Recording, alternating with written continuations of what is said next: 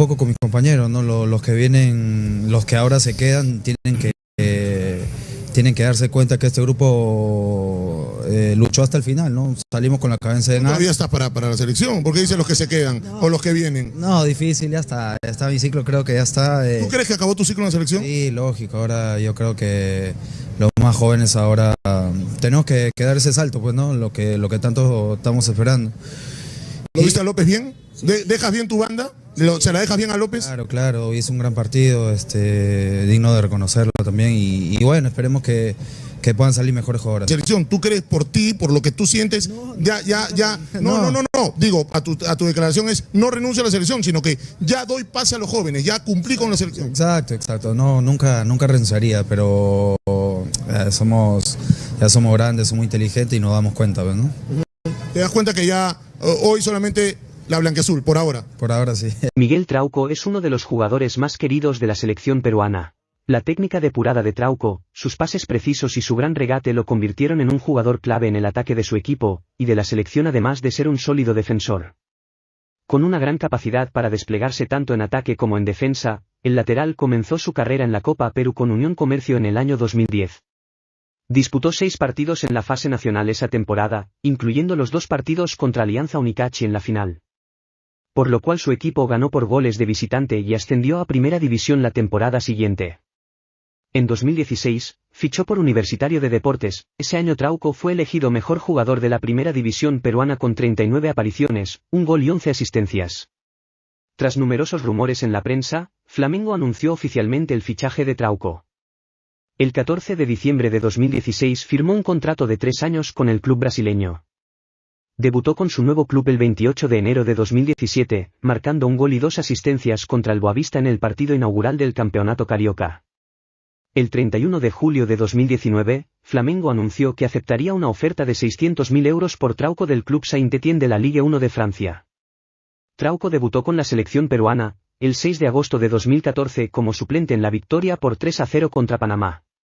También jugó como suplente en el partido contra Irán el 4 de septiembre de 2014, en su regreso a la selección nacional en el 2016 ha sido un fijo como lateral izquierdo desde entonces.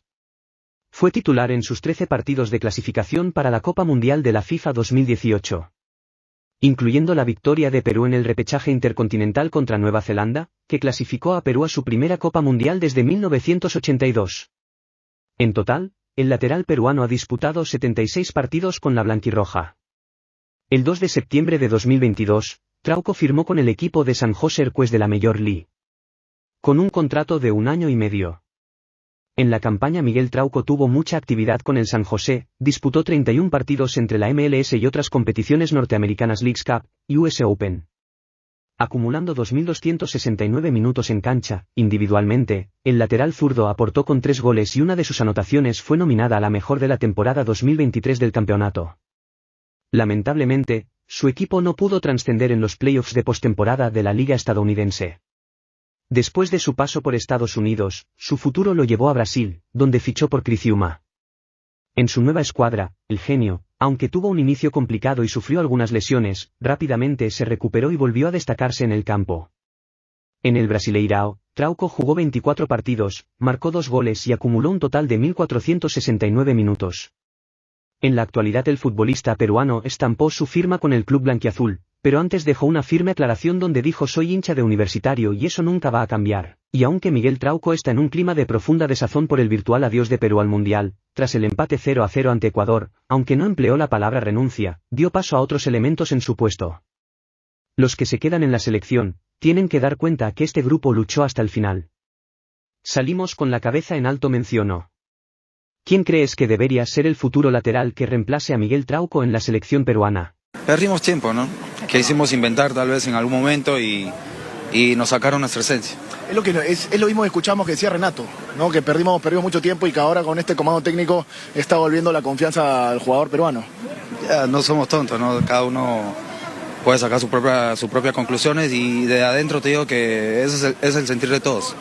Ahora, la sensación también es que sería bueno que Oscar se mantenga a cargo de la selección.